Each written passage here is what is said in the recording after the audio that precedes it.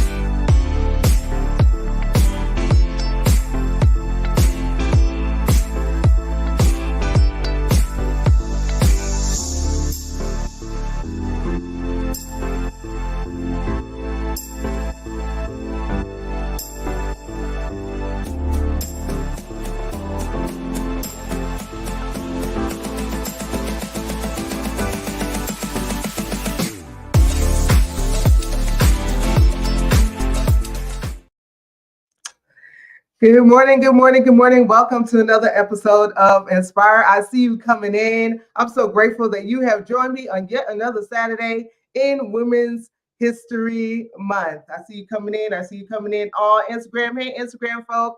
I see you coming in on Facebook and YouTube and LinkedIn. Do me a favor. Do me a great big favor. Go ahead and share this out. Because we have a phenomenal guest this morning, and I'm so excited about it. I want to share her with you. So share it out, share it with your friends and your family.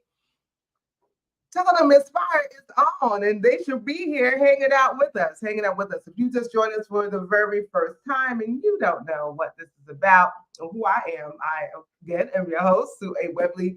I am an author, an entrepreneur, an award-winning minister, and the founder of Cherisse Solutions, LLC, a full-service digital agency that helps individuals and organizations navigate the virtual space with confidence. And so Inspire, the show that you're watching right now, is a live interview broadcast on a mission to empower, encourage, and embolden individuals to create change in their personal lives, their communities, and in the world. And as our guests, entrepreneurs, influencers, creatives, and others share their testimonies, tips, and tools with us.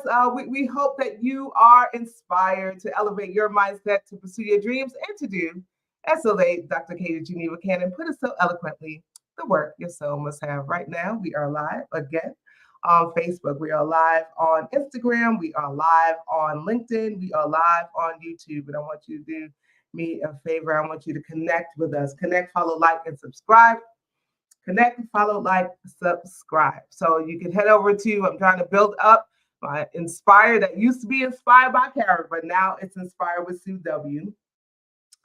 So head over to Facebook if you're not already watching us on our Facebook, and like that page, follow us. Head over to our Instagram if you're not already watching on Instagram. We are Inspire with Sue W on Facebook and Instagram. Also, you can head over to our website at www.getinspired.live to find out all about Inspire and Cherisse Solutions as well. You can listen later on Amazon Music, Google Podcasts, iHeartRadio, and Spotify. And where it's at Inspire with Sue on all of those platforms. So listen. I want to know, because I always ask this, I want to know what you are sipping on, where you're watching from, and what you're sipping on. Those two questions. Tell me where you're watching from, what you're sipping on. Y'all know I'm here in Ohio.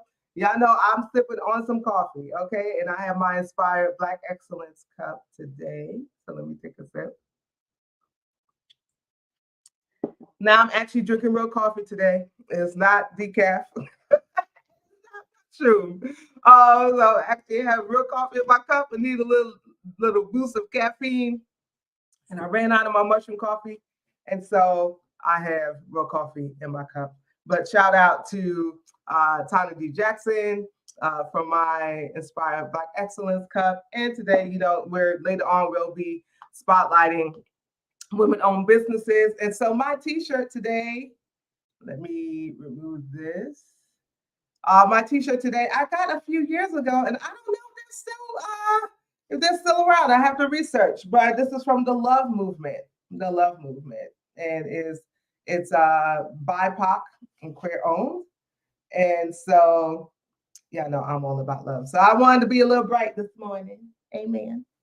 So that's what I'm wearing. Let me know. I see y'all watching. Let me know. Don't be shy. Don't be shy. Let me know what you're drinking, where you're watching from, all of that good stuff. We are going to get moving on with our program today. I'm so excited to introduce our guest, and as luck would have it, I had her bio uploaded and it's not here. So guess what? I'm gonna take this minute while you tell me where you're watching from, while you tell me what you're sipping on, to go get Cherisse's bio back in front of me, because it was there. It was here, y'all. This is what happens when you take a good break, when you're on school break, spring break rather, and then Holy Week is coming up, and then you're doing all the things, you're playing catch up and stuff like that. So we are going to y'all gotta bear with me today, and I'm glad that we're all family here, so I could do this. I can do this. Come on. Let me find this. Thank you, internet. So I'm gonna read this whole bio because Cherisse is just fabulous. She is just fabulous, and I'm so grateful that she is here with us. She's the founder of SisterReach. I see you coming in. Cherisse Scott has worked as an educator, advocate, and activist in reproductive justice for 19 years. At the time of seeking reproductive health care, Ms. Scott was misled and misinformed by a crisis pregnancy center posing as an abortion clinic. And the trauma of this experience allowed her to see firsthand how many Black and other disenfranchised women, girls, and femmes are manipulated and misinformed and need unhindered access to comprehensive reproductive and sexual health education. She's going to talk more about that. I'm going to ask her more about that when she joins us. Currently, SisterReach is the only reproductive justice organization in Tennessee, but the impact and culture shift leadership of SisterReach has transformed the work, lens, and approach of all Tennessee advocates in the reproductive health and rights spaces, and those adjacent to their work. The work of SisterReach now reaches local, state, regional, national, and international levels. In the fall of 2022, SisterReach announced the opening of their second location of SisterReach in Chicago, Illinois. Cherisse is a highly sought-out public speaker on reproductive justice and other human rights issues. She diligently works with state and national partners to bring awareness and connect the intersections of human rights injustices experienced by vulnerable people across the Southeast, the Midwest, and nationally. And so I'm going to stop there because I want you to take a look and all of the other things about Cherisse and SisterReach in particular, we're going to talk about in our conversation today. But just to get a taste of who Cherisse is, let's take a look at her, at this. She was trying to be silenced. The Tennessee legislators tried to silence her a few years back when she was talking about the abortion bans. And now this did a spotlight on her. And so we're going to look at that, and then we're going to get to a conversation with Cherisse. Many of you who claim to be the conservative and Christian have weaponized the word of God to forward your political agendas and maintain power and control over the most vulnerable Tennesseans. You've manipulated biblical scripture to align with your colonialist, supremacist ideologies instead of showing mercy and using the power of your political party to liberate each of us. Your time is up. I have sat here and I have watched you all allow people to talk and talk. But you won't allow me to talk as a Christian because I disagree with the way that you believe?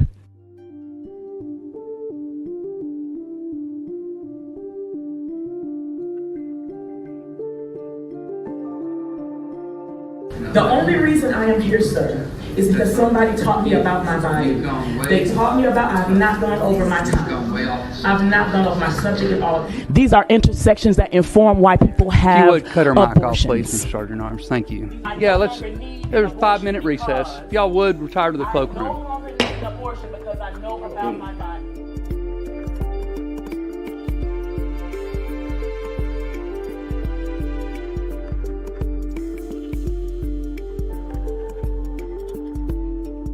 Since 1973, we have lost 60 million babies. Senate Bill 1236 addresses this issue.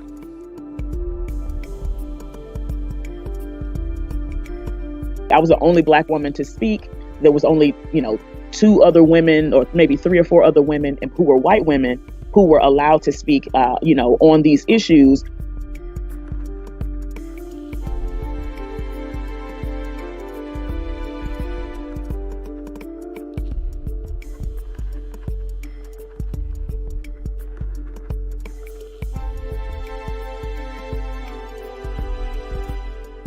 There was no research really being led by Black women or women of color specific to their reproductive and sexual health. And so we've been very intentional to lead research that informs the issues that are impacting our communities. I believe that it's a very necessary component, not only to the reproductive justice movement, but to truly being able to lift up the leadership of Black women who actually founded this framework and centered it deeply in Black feminist theory.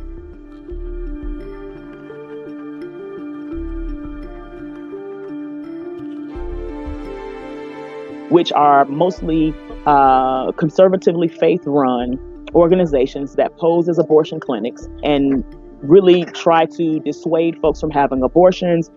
They offer options like adoption, but they don't offer any type of social support. She attempted to show me video after video of abortion procedures with babies' heads being crushed, whether they be animations or real video.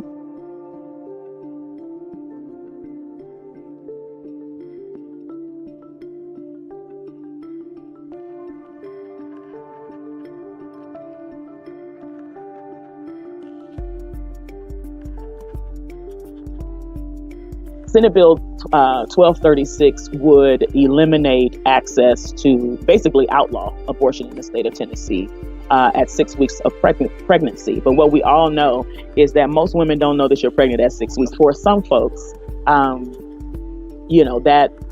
means that they're going to have to carry their pregnancies to term, whether or not they can afford it, whether or not it's going to mean that it could harm them.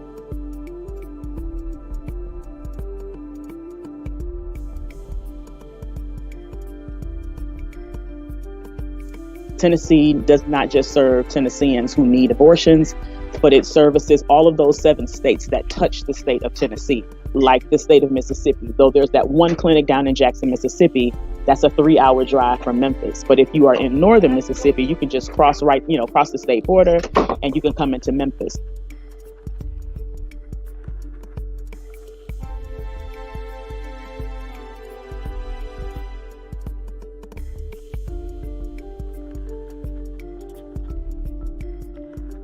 And this is irresponsible of you.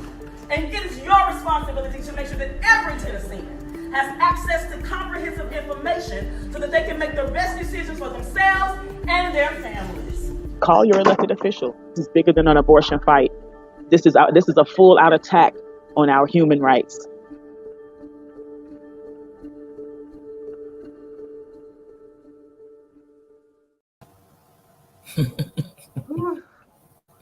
Good morning. Good morning. I think I'm getting a little emotional looking at that video today.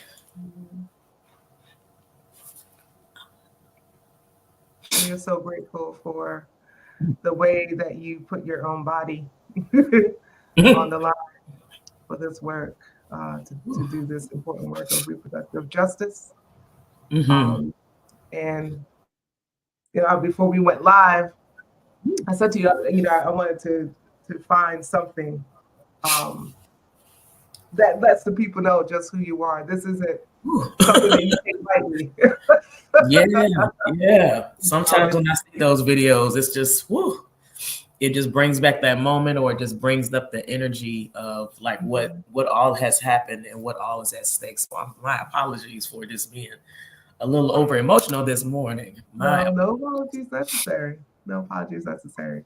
We are glad that you are here. Yes, We're glad that you are here. And I already know what you're sipping on. You told me earlier you're sipping on some coffee. Yeah, for a little coffee. So tell us, so now this piece showcase, like, you know, a little bit about your story.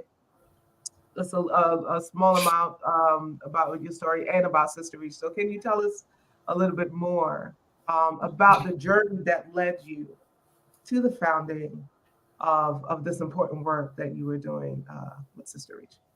Yes, ma'am. Well, good morning to the Inspire family. And thank you so much, Sue, for having me to come on your show. I have watched episodes and have been so excited and just loved like the energy and the vibe. So thank you so much for having me this morning. So I actually this month celebrates 20 years of me doing this work. And so, you know, I think that's why every moment of a reflection and looking back at things is just so not only impactful, but it just like allows me to remember how far we've come and how we have gotten here. I started this work, as you talked a little bit about in my bio, as someone who was looking for reproductive health care while I was living in Chicago. And, you know, coming across or being introduced to a sister who was in the movement, who ended up being one of the founding mamas of the movement, who not only I was able to reach out to for resources, but later on supported me and teaching me about my body, asking me to volunteer, later be on the board. And then I was able to work for her organization in Chicago. And my eyes just really opened up to what has really been going on in our world, not just in this country, but definitely thinking about it in an American context since slavery here in our country, and what it has meant to control the bodies, the minds, the spirits of Black women and girls and pregnant, capable people. You know, since we arrived on these, you know, in this land as a result of slavery, right? Yeah. So just being able to have my eyes open and be taught about my body, understand my fertility, understand when I'm ovulating, that was just a life-changing experience and transforming. It was transformative and allowed me to not only kind of buy into what it looked like for the power of Black women, teaching other Black women about our bodies, but knowing that education would ultimately change our lives. And so I was able to start doing that work, as I said, in Chicago. I moved back here to Memphis, Tennessee in 2011. First, to come home more on a personal level to support my mother, who was navigating some dire health issues, unfortunately. But to also, while I was here, she was like, you know, I tried to find somewhere to go, you know, and say, where can I continue with this work of reproductive justice in Tennessee? And there wasn't an organization that was doing reproductive justice work. I did find a local abortion clinic to work at and to support women by teaching them about their bodies, to encourage them, to stand with them, hold their hands as they were going through abortion procedures. But there was just so much more missing because the work is not just about abortion. The work is not just about that one component, reproductive justice. And as we have developed and kind of expanded our focus, reproductive and sexual justice is about so much more, but the holistic wellness, understanding, education, empowerment of folks and our ability to be self-determining, to operate in our divine right, our divine energy as those who are the chief determiner of our destiny.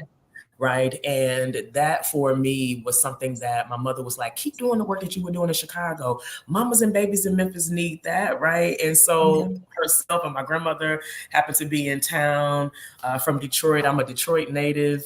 Shout out to the D. But shout out to Chicago and shout out to Memphis, right? Because all three cities really made me. But those two women got around at the kitchen table and encouraged me one day. And they were like, keep doing the work. And so that's what I did. So the same year that I moved back here from Chicago, I incorporated the organization, wrote a business plan, and for the next year was making relationships and sharing about the work that I was attempting to do in the city.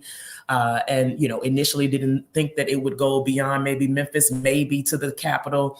But this work has blown up over these 12, almost 13 years.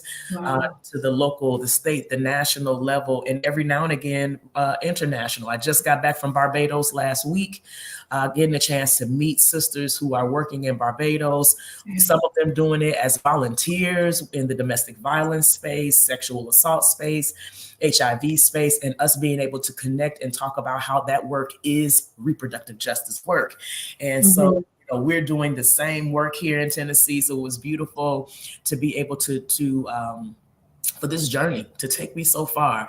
And I don't do this work alone. I do this work with an amazing team of 12 individuals who have been tirelessly by my side out in the field, working with the community, working with clergy, working with public health officials, working on the policy level. And we have been, I believe, extremely successful in doing this work here in Tennessee. Ooh, congratulations on 20 years. Yes, 20 years of doing this work. You know, I think it's bittersweet because I'm sure you wish you didn't have to do the work, right? Like this thing wasn't necessary. Yeah. But we appreciate you and your amazing team. Yes, ma'am. You know, for doing all that you do. SisterReach is the only reproductive justice organization in Tennessee, right? So how have you managed to expand? You talked about, you know, now moving into beyond Tennessee, of course, and internationally. How have you managed to expand the impact and the influence beyond the local, the regional levels? It was really important to me, one, not only to kind of concretize, if you will, Black women's leadership around reproductive and sexual health in this state, but it's also been really important to expand and teach folks who are trying to figure out ways to articulate their work in an intersectional, human rights centered way, to offer this framework as an analysis, as a strategy, as a practice for them to adopt into their own work. And so we've been doing a lot of teaching. We're always teaching reproductive justice, you know, giving reproductive justice training, our faith and advocacy training, working with advocates, working with public health officials. We're working with like the Tennessee Department of Health. We work with our state-based Planned Parenthood affiliate. We work with, you know, our HIV clinics, our general medicine folks, our even when abortion was illegal, our other abortion clinics here in the state, to talk about, to educate them on what reproductive justice is and why it was important for them to adopt the framework as the way that they do their work. And so though we are the only RJ organization in this kind of official capacity, right? There is the operationalized work of Choices Memphis Center for Reproductive Health that is now offering full spectrum maternal birth care to folks. There is, our Tennessee affiliate of Planned Parenthood that launched a fellowship that was centered in reproductive justice for Black people. There is Healthy and Free Tennessee that we helped to create that centers on reproductive freedom. There is the Tennessee Department of Health that has worked with us to ensure that they are being more comprehensive and intentional in bringing that thought process and lens into the ways that they're thinking about service delivery and policies. There are our state legislators that have not only adopted the language, but are able to articulate this messaging in the ways that they're crafting public policy or the ways that they're advocating across the aisle. And even talking across the aisle, right? And trying to have some type of understanding with those on the more conservative side of these policies about why it is important to think about whole people, right? To thinking about the least of these, the most marginalized, those who are invisibilized, those who are not thought about, as well as, and then even our clergy, working with our churches, my own church. Shout out to Reverend Dr. Gina Marcia Stewart in Christ Missionary Baptist Church. That's okay. And the ways that even Dr. Stewart, I mean, we have seen her bring this framework into her sermons, whether she's talking about it, during the Congressional Black Caucus or on a Sunday morning at church or during a Bible study. But we've also seen it in other clergy, our good brother, Reverend Dr. Earl Fisher, Reverend Andre Johnson. There's so many, right? Those who have embraced and adopted this framework, Bishop Flunder. There's so many, and we know that our work is impactful.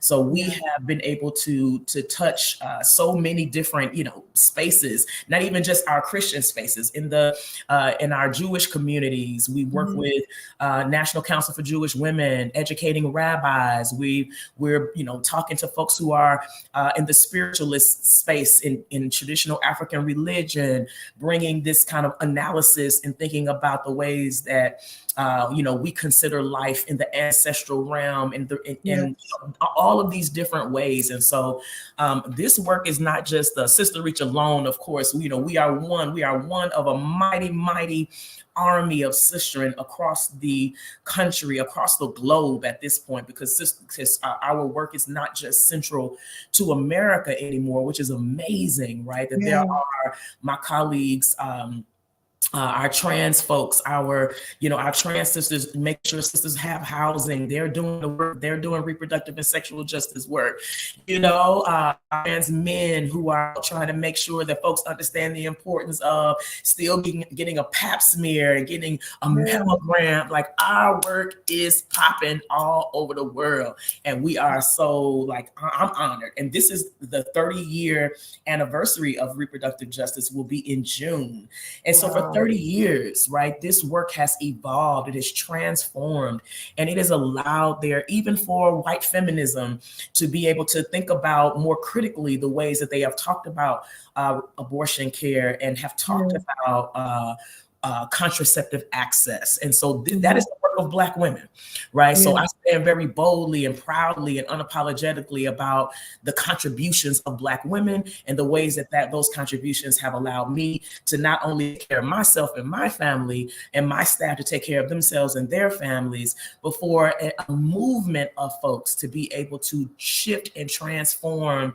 and expand and broaden the way that we think about human rights. Yes. Thank you for that. What would you say are some of the common misconceptions about reproductive justice? That is only about abortion, child. I work so hard. Let me tell you, it is the hardest. It is the hardest thing. It is not an interchangeable word with reproductive rights or reproductive freedom or reproductive choice or reproductive dignity. It's not an interchangeable word. It's a framework, first of all, right? It is a theory, right? It is a practice, it is a strategy, and it is a vehicle to understand people. It is what I call, a refining fire. It really takes the scales off of your eyes around the ways that maybe you've thought about, like single issues, right? What is it? Audre Lorde says, we don't lead single issue lives, right? So we don't do single issue organizing. It is an organizing framework. It is different than reproductive rights that talks about the constitutional kind of, pieces, what we do in the policy spectrum. That's reproductive rights, or reproductive health, which is like the service delivery component of reproductive health care. Reproductive justice it holds those two components, but it then is also the organizing. It is centering the voices and experiences, the culture, the religious practice, the race, the class, the gender, the ability status, the immigration status of that person who is marginalized or disenfranchised. And it allows there to be room for more than a top-down understanding of why folks end up in the situations that we're ending up in. It's giving a bit of an answer to the ways that systemic oppression harm us, reproductive and sexual oppression, religious oppression harms us, right? It gives some answers. And so it is much more than more. than talking about one issue. So for example, it's one thing for us to have been advocating that the video that you showed, though I was cut off, I was trying to make the case that, okay, you all are here attempting to stop one particular healthcare service while not taking responsibility for why women ended up needing this service in the first place. Right. Refusing people access to comprehensive reproductive and sexual health education, failing and being boldly adamant about not expanding Medicaid, and forcing people to make healthcare decisions to live or die based on whether or not they can afford to live.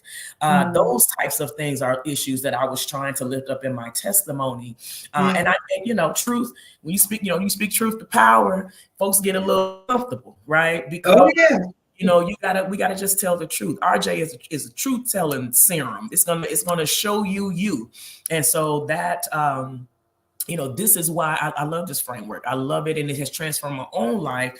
It brings in a conversation about queer identity. It offers an opportunity for folks to see themselves in their humanity around their parenthood. It brings in an opportunity for those who may not be able in their bodies to bring forth a child, but they can adopt, they can foster parent, they can be a mentor, they can help the sister in the community. It offers these different points of entry. And then it also, it compels us to not only stand in our power, but to demand liberation, right? So it is liberation driven and informed framework, right? And one that really lays out how we get to liberation or how we get to abundance. So I love the framework. I love this framework so much. It's some womanist underpinnings. It's absolutely womanist. It totally overlays a womanist ideology, right? And I identify as a womanist, and so for me, it is a beautiful marriage of my faith and my activism and my art, all wrapped up in one for me. That allows me to, identify in all of the ways that I show up in the world. And absolutely, definitely womanist centered. Black liberation theology centered. Yes. Woo, this is so good. Once again, thank all of you for joining us. You're hanging out with me and the amazing Cherisse Scott, who is the founder, CEO of SisterReach. We're so glad that she is here, just dropping some good nuggets and telling us all about the amazing work that her and her team does through the SisterReach organizations. Before we go to break, tell us, you've been speaking, you've already shared a little bit of some of the challenges, right? That video that we showed at the beginning, certainly one of the challenges, the silencing, right, is a challenge. How have you overcome all of the challenges that you faced so far in this work? Wow, honey, prayer. I think, when you're doing good work, we're doing righteous work. For me, I am an ordained minister. For me, SisterReach is not a faith-based organization, but this is my ministry. This is the way that we do our part. We do our contribution in the world. We overcome, right? Not to be churchy, but our testimony. SisterReach is my testimony activated. It is in motion of like, this is how we offer these services. One of our tagline is that we are the people that we serve. And so we have been able to overcome, because regardless of the rhetoric, regardless of the propaganda and noise, we are still focused on the people. Right. And the people know that our hearts are genuine. The people know that they can come to us and get a free HIV test. They know that they can come to us and get a safe sex kit. They know that they can come to us and get food and clothing, and they can get access to shelter if they are impacted by domestic or intimate partner violence. The people we walk talk, right? We overcome because this work is so much much bigger, and our responsibility is so much greater than just fighting the noise and the rhetoric. I left there and still left going out of town, headed to a meeting that day. I left there still having the responsibility to make sure that our pantry was stocked with food, right? To make sure that folks were still able we were able to support with utilities, those types of things, so we overcome by setting our intentions, right? We have folks in our organization from different paths, backgrounds, and experiences, but we all have one unified intention, and that is to curate an opportunity of abundance for the people that we serve. And so we just stay focused on that, right? We stay focused on, and we are taken care of. Universe takes care of us. Spirit takes care of us, right? We have not been in lack because we're doing righteous work. Mm-hmm.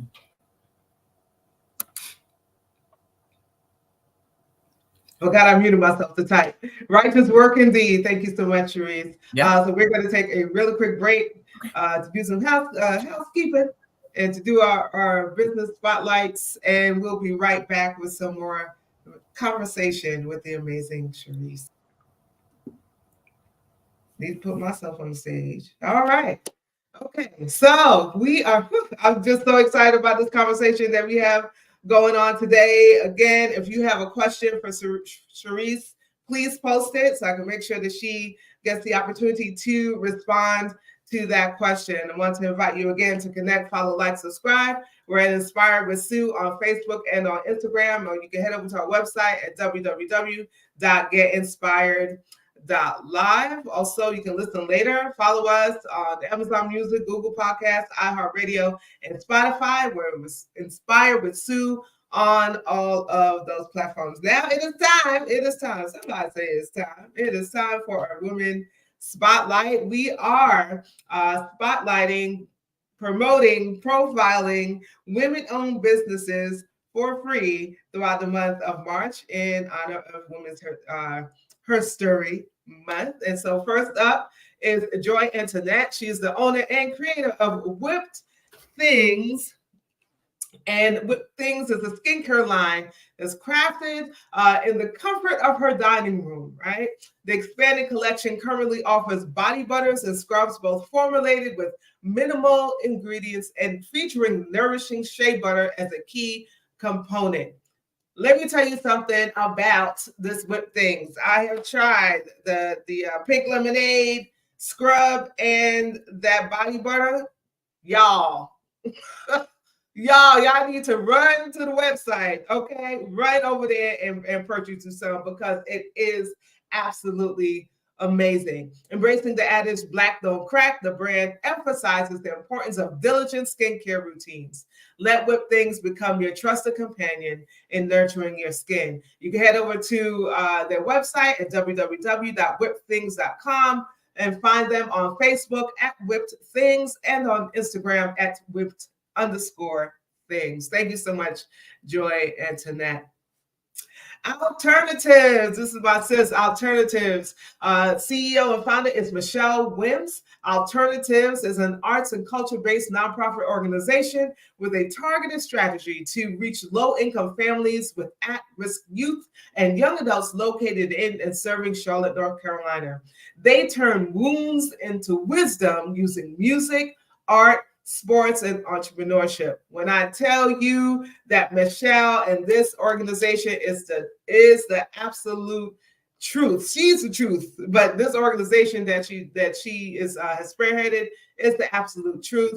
Please do me a favor, head over to that website at www.allturn, okay, ALLTURNATIVES. alternatives.com to find out more about the organization. If you want to contact them, email them at alternatives12@gmail.com. Or you can also find them on Instagram at alternatives_12. And finally, today for our women's business spotlight, we have Deloitte Prince, who is the strategic and transformation architect, coach, consultant, trainer. Her mission is to empower individuals and organizations to cultivate lives and businesses they're passionate about while deepening their spiritual journeys. Through Balanced Brands, she offers tailored business coaching, consulting, and spiritual mentorship to fuel personal and professional growth. Listen, if you're in need of that, I want you to run. Don't walk. Run over there to her website. Her website's being worked on, but run over there to her social media pages and get in contact with Dolores Prince Enterprises. She on Facebook and YouTube, Dolores Prince Enterprises, on IG at I am Dolores Prince, and at Strategic Transformation Architect. Transformation has that number 4 in there. So make sure you don't write it out. Also, she's on TikTok. So just look for I am Dolores Prince on TikTok, and also on X at I am Dolores Prince. I'm so grateful for all of our women-owned businesses. Again, we are offering this free promotion throughout the month of March. And so if you are interested in getting your business spotlighted during our live broadcast of Inspire, email me at sue@getinspired.live. Email me at sue@getinspired.live. All right, we are going to get back to our conversation with the amazing Cherisse Scott.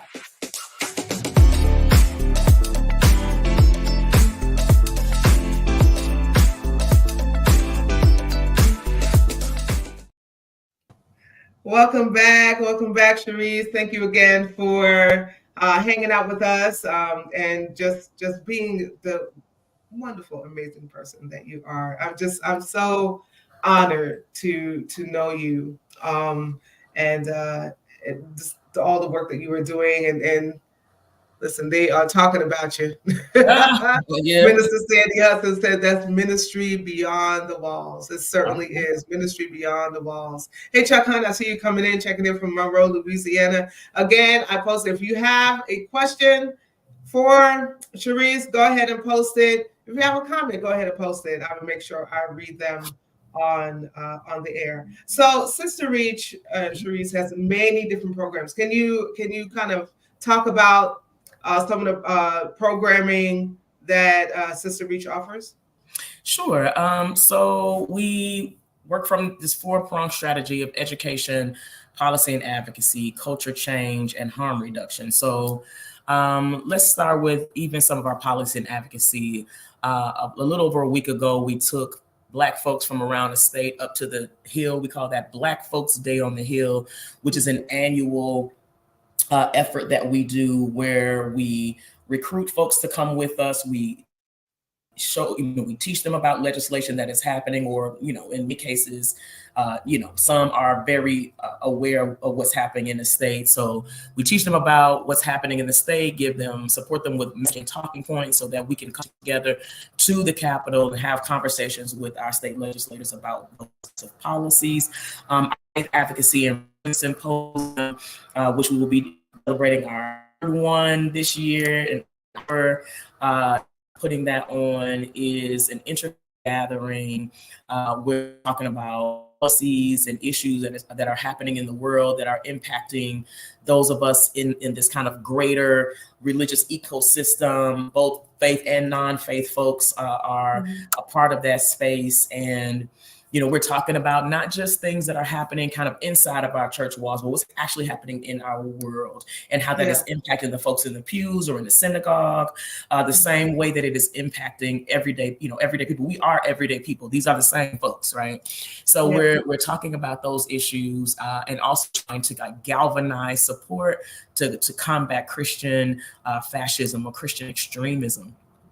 And we also do our Memphis Soul Music Festival, which we put on a few years ago.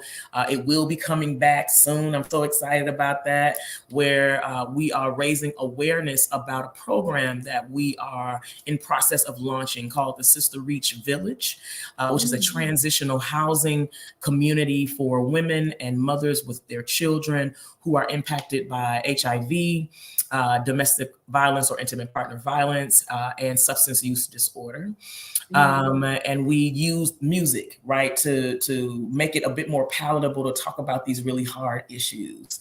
Our harm reduction work, we have a very robust safe sex kit distribution program. During COVID, we expanded it nationally, and it really blew up a lot. I mean, we went from normally giving out 3,000 safe sex kits a year here locally in Memphis to over 50,000 safe sex kits nationwide for folks who were in need of contraceptive support.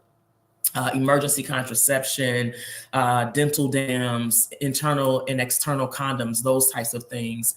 We also give out a harm reduction kit because Memphis has some of the highest rates of overdose death. And so our SisterReach's office is situated in one of the highest zip codes where we're experiencing overdose deaths in Memphis. And so folks can get Narcan and fentanyl strips. They can get syringes. They can get all of these kind of necessary items for safer drug usage, right? We don't do any of our work with any type of shame, blame. That's not our role. Our role is to be the resource and to support folks to be able to make decisions about their own health and wellness that is informed with evidence-based information that we can provide, as well as referral support. We do HIV testing, hepatitis C testing. That is some of that work. And then we do a lot of our faith-based advocacy also includes our social justice preacher series, which is a monthly offering. I believe you did one time. Yes, I did. Okay, cool. And that is where we work with local clergy from around the country, rabbis, folks who might be in the medical space to talk about issues that are impacting those who are not just living at the margins, but at the intersection of their faith, their religion or spirituality. And so, so we do a little bit of everything. We named one of my programs after my mom, Pearl's Pantry, which is an in-house program as well as a mobile program. So we have an RV that is out in the road 3 times a week on the road. We are in different locations around Memphis. We're giving out clothes, food, but we're also giving out the harm reduction kits, the safe sex kits. We're feeding people out in the community, but folks can also come and go on our website and sign up. They can, choose the items out of our pantry that they would like to get. Everything is name brand items, and people have donated some of those beautiful clothing and shoes and purses and all of the things, right? We give out undergarments that are brand new for the entire family, baby items, toiletries. And so we're full service, right? We're serving our whole families. We're not just serving women and girls, we're serving the entire family. Even some, what I really appreciate is that some of our Sisters of Trans experience feel really safe to come to our pantry to receive items because they know like there's not going to be any profiling.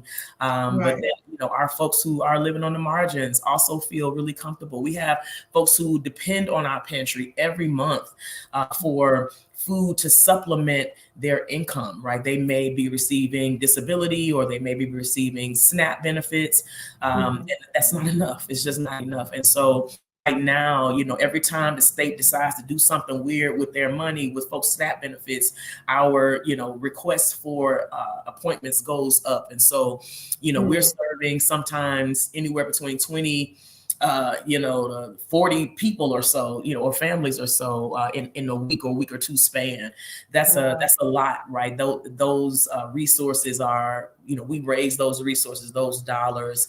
The food is not donated at all. So I'm writing grants, where our individual donors are giving money. And shout out to every individual donor that supports our work. We have some that have been supporting us every month. We get a donation from them. And sometimes folks give it to us quarterly. People come up to our table, when our people are out in the field, like just giving cash. Like we appreciate people just supporting SisterReach. One of my prayers for our work was not in kind of raising our public profile was to become a household name and a trusted resource in the community. And we absolutely have achieve that. And so, you know, so to see the feedback, to get the evaluations and to hear testimonials of people that we have served, it just warms my heart. I know my mother would be so pleased to know that we did exactly what we've been doing exactly what she asked me to do, to continue to support mamas and babies here in Memphis. And, you know, and I think that our mothers and our children know that that we are a place that they can depend on. We don't just give it to you in the box. We don't give you your stuff in the box. We have branded bags. We want people to leave with dignity. We want folks to feel like they have been cared for, and when they engage with SisterReach. And that's what the kind of feedback that we've been getting. Like, you know, I felt loved. You know, somebody hugged me. Somebody noticed me. Somebody honored me. Y'all didn't make me feel away. You know, I know exactly what it is like to need food stamps. I know exactly what it's like to go to a community, you know, resource for food. I know what that feels like. And so for me, it is, you know, what could I do to change the atmosphere and the environment that I have experienced in my life when I wasn't able to pay my bills, when it was just me and my baby, and I wasn't able to take care of him at the level that I wanted to. You know, we are, like I said, SisterReach is kind of working out each of these little pieces of my own personal testimony. You know, how can I support others, folks, to be able to have a different experience? Yes. Oh, thank you. Oh, Jesus. I'm so enamored by all of what SisterReach is doing. And I know, like, this is not just it, right? You'll be stretching out and doing so much more in the future. Actually, about your dreams to SisterReach in a minute. But you talked about your mom, right? And so I know that she is one of the women who inspires you still, right? Even yes. Around, right? Who else inspires you?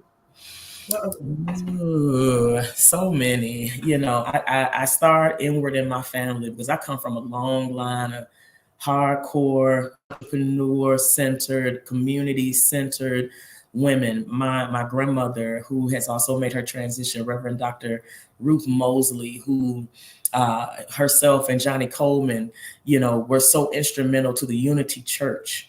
And they were good friends, and together they helped to expand and move ideologies around supporting Black people in the New Thought space. And so my grandmother, I want to give her love. This was her birthday month. March the 10th would have been her 94th birthday.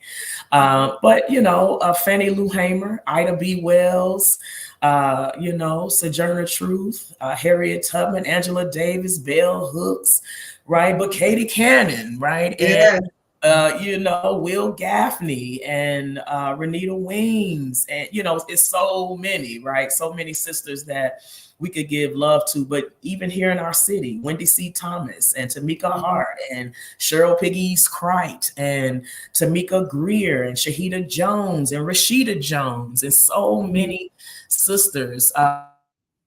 Sarah Jane Goodman, Rebecca Terrell, Dr. Nakia Grayson, oh my God, Dr. Joya Perry, so many sisters whose names that I could call, that we inspire one another daily.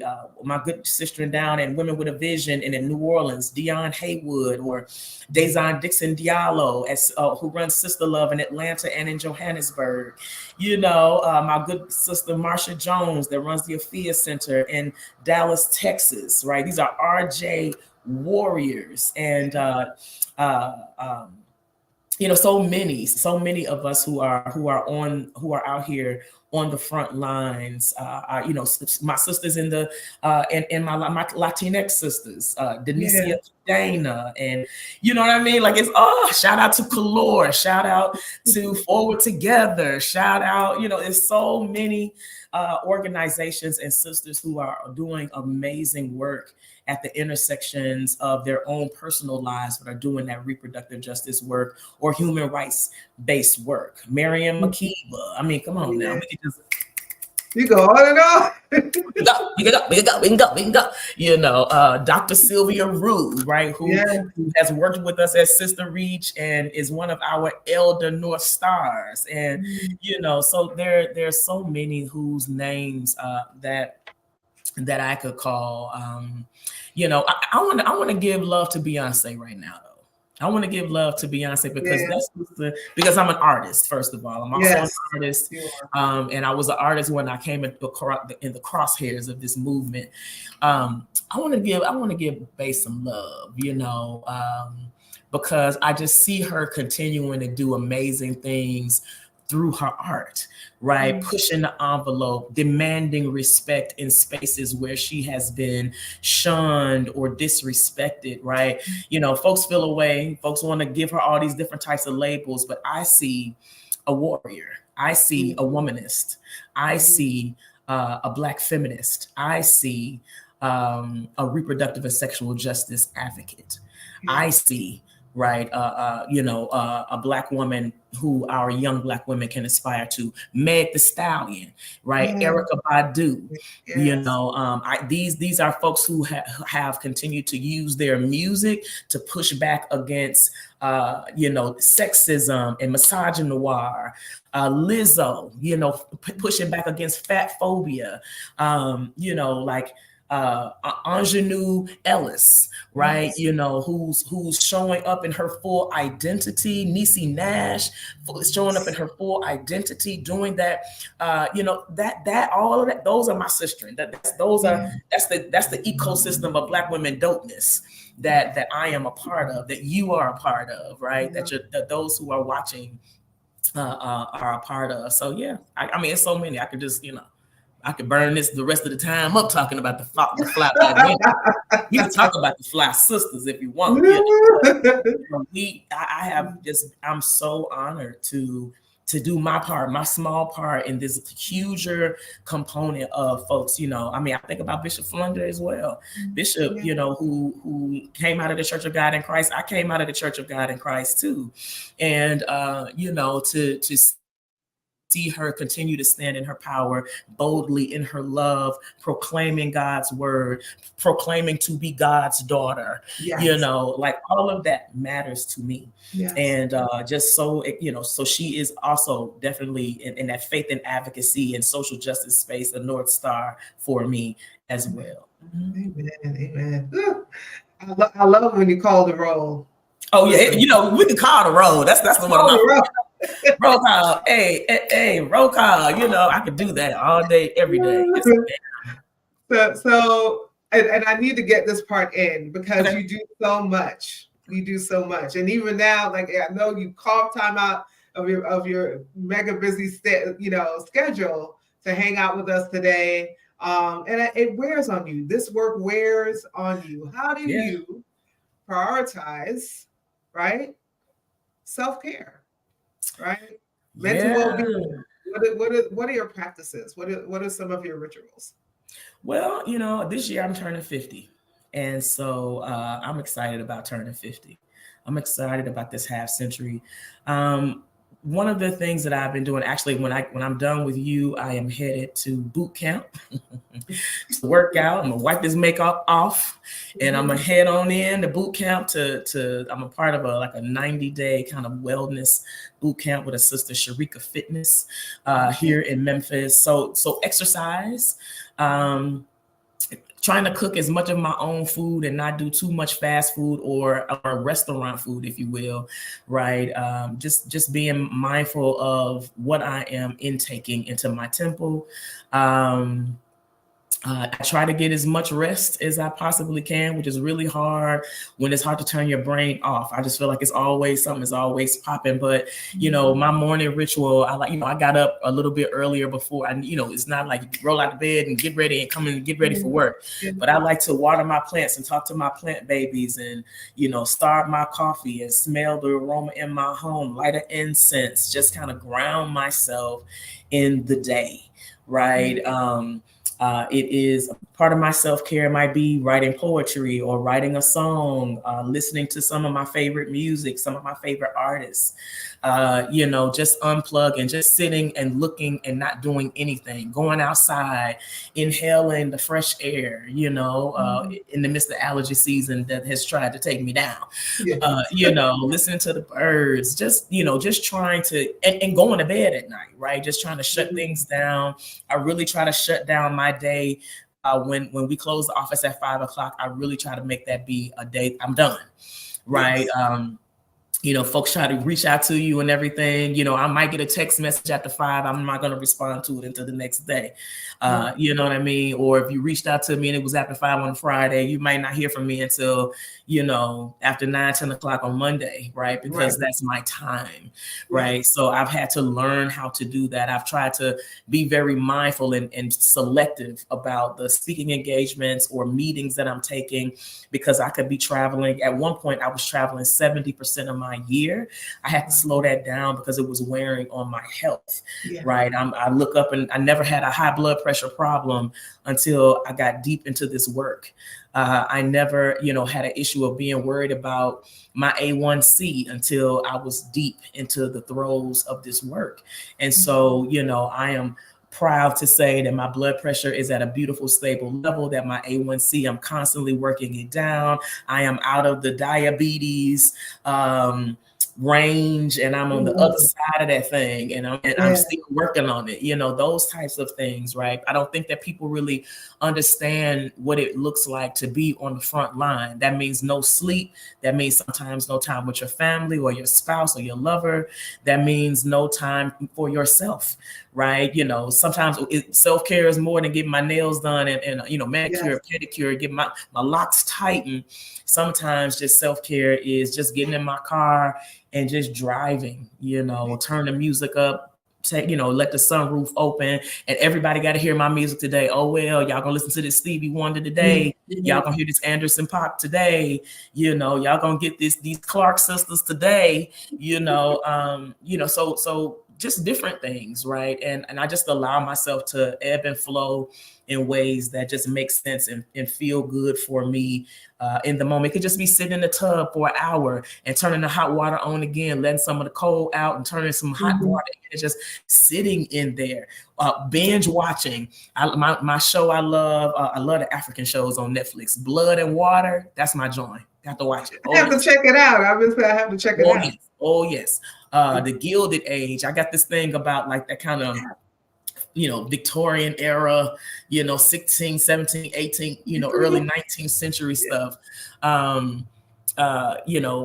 So just, watching my binging on my shows. I got a couple things I got to catch up with. I haven't gotten a chance to look at, American Fiction? Is that it?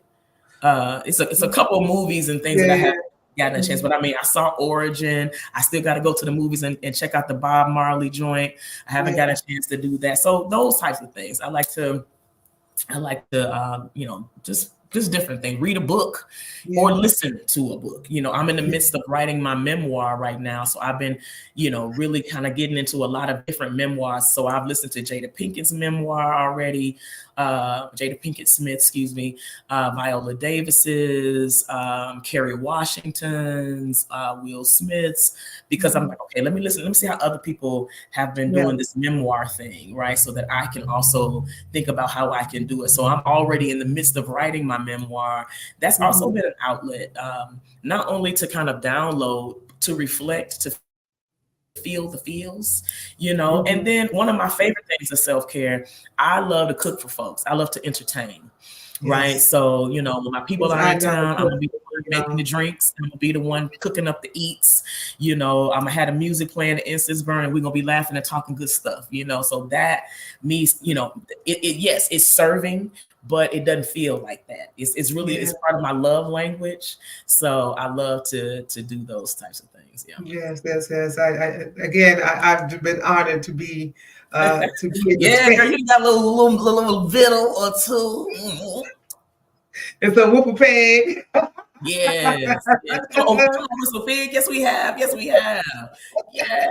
a little scotch. Little Balvenie 14-year in the Caribbean cask. Amen. Yeah. Amen. Thank you so much. Yeah. As we close, what are your dreams for SisterReach? What is your dream? I want to put SisterReach out of business. My dream is that we don't need a SisterReach.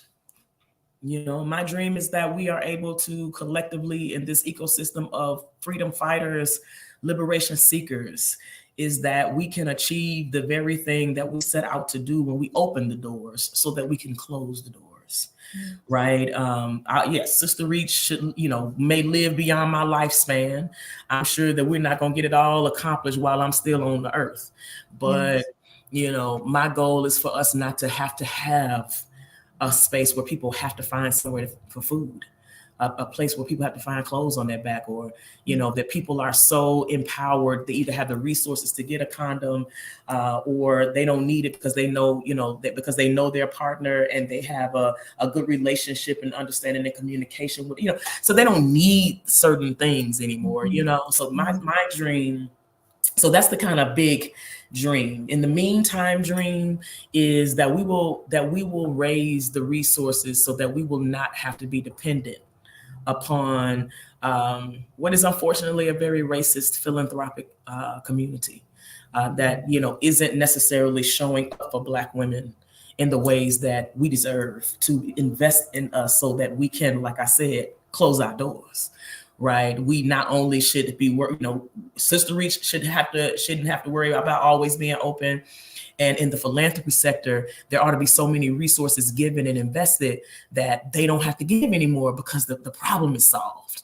Right. Yeah. So my big goal is for us to be able right now to raise the resources for our Sister Reach Village. We are in process. We are looking at spaces to purchase for the Sister Reach Village. The one that we are looking at right now should be able to serve somewhere between 75 and 100 families. And I hope, y'all send up some prayers and set some intentions for a girl, for our team, so that we can raise these resources to support folks in our community. Thank you. How can folk reach you, and how can we support, and where can we reach you? You can support us at SisterReach.org or SisterReach. Yeah, SisterReach.org. You can find us on Facebook, Instagram, TikTok, that old sneaky X. Forever long. I don't know if we're gonna be on there much longer. I don't know. I keep saying that. I don't know about X, y'all. I don't know. Y'all might not see Sister Reach on there for much longer. I don't know. It's weird. We'll see what happens after the presidential election, because depending on what that looks like, depends on how much of a food X is going to be. But you can also you can reach us on Cash App. Sister Reach is on Cash App. If you want to Cash App us support, you can go to our website at sisterreach.org and you can donate there. There's opportunities to volunteer. We've got interns right now. We're working with some interns from Duke Law, which is amazing. We are rolling out a reproductive and sexual justice fellowship later on this year, which is going to be amazing opportunities, not just for quote unquote the kind of traditional college student, but we are reaching for young adults kind of in all of the spaces and places where they are: barber school, beauty school, trade school, technical college, community college. We're reaching in all of these types of different spaces. And so if you want to volunteer, you can follow me. That's a cool way to kind of keep up with Sister Reach, CherisseScott.com. And you can also find my music there. And I'm on all streaming platforms as well: Spotify, Tidal. If you want to listen to a girl's music, a little jazz soul fusion, because I sing about this movement and as well as I do this work, right? And so, I sing about love. I sing about Black people. I sing about Black women. I sing about, our experiences. So definitely feel free to check us out there. So yeah, here we are. Goodness. Cherisse, thank you so much. You're welcome, Sid. Thank you. And I'm praying that God continues to bless the work of your hands, thank you, your head, of your heart. May it be successful, and may Sister Reach be put out of business. How about that? How about that? I love you so much. Thank you for joining us. We're gonna have you back when that memo comes out. Please. Oh yes. Yeah, we need to talk about that. And I also want to, kind of dig a little bit into your music, right? Oh yeah. We got that music is out there. Yes, please. We can always talk about the music. I'm always there. Yes. Thank you so much. Enjoy the rest of your day. Enjoy that boot camp. Get that workout in. And we will speak again soon. All right. Peace now. Bye. Thank you all for hanging out with us, hanging out with me, hanging out with Cherisse Scott as she talked about the amazing and important work that SisterReach is doing in the world on a local, national, and international level. I want to make sure that you are joining us again next week, Saturday. We've been celebrating women who are making a difference during the month of March. And so we've been covering reproductive justice, sustainability, youth advocacy, community development, empowerment for women and girls, and so much more. Be sure that you meet us here next week, Saturday, for our last installment of this powerful month with powerful women. Thank you so much. Love you all. Be sure, even after this, to share this conversation because it's just that important. It's just that important. And until I see y'all again, I want you to stay lifted. I want you to stay motivated. Most of all, I want y'all to stay inspired. Thank you for joining me, and I'll see you next week.